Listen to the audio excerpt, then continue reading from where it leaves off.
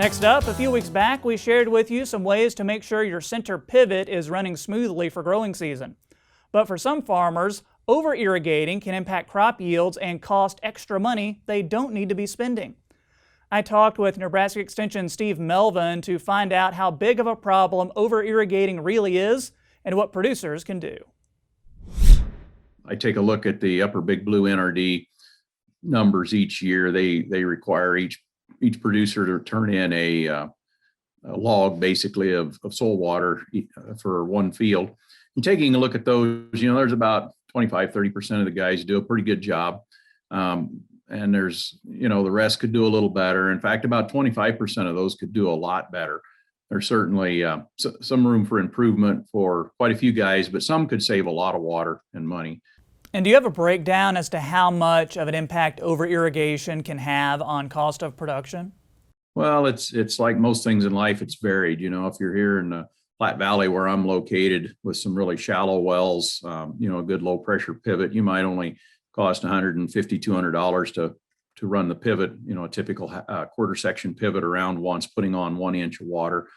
You're farther west in the state with some of our deeper wells, maybe a 350-foot lift, running diesel instead of electricity, you might be over $1,500 to apply that same 1 inch of water. I want to go back to what you mentioned earlier on when you said about 25% of farmers could be doing a much better job when it comes to their irrigation management. For the farmer who wants to really pin down their irrigation plan for the upcoming growing season, give me an idea about the best way to approach scheduling that irrigation. Well, there's a couple of different things that you can do. I mean, you kind of need to know yourself. If you're willing to, get some soil water monitoring equipment, install it and take the readings from it and do the analysis, that's the lowest cost way. You can go out there and do a really good job of putting on the correct amount of water to get optimum yields. A lot of the NRDs, NRCS have some cost share to help purchase that equipment, and then it's just a matter of getting it installed. And now is the time to get it installed, when the corn or soybeans are very small, so you don't do, damage them.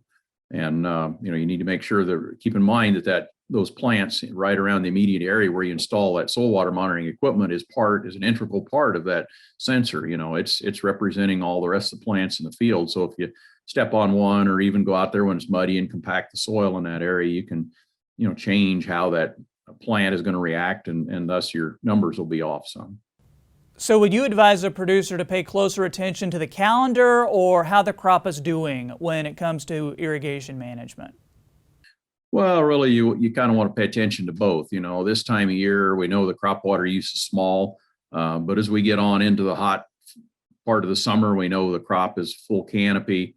The crop can easily use a couple inches of water a week, as where, earlier and later on, it might be half that much or less. And so we need to pay attention to the calendar, the growth stage, but also the weather has a big impact. If we've got that summer when, it's full canopy, if it's a hot, dry, windy week, it might exceed 2 inches. If it's a cool week when we get a little bit of rain and it's kind of moist, it might only use 1 inch. So we really need to pay attention to both the weather as well as the calendar.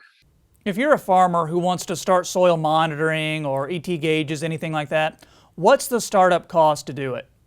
Well, of course, it depends. Again, there's a wide range of it, but you can get some lower cost equipment. And like I say, a lot of the NRDs will cost share on some of it. So you could probably get started into a field for, $200 to $400.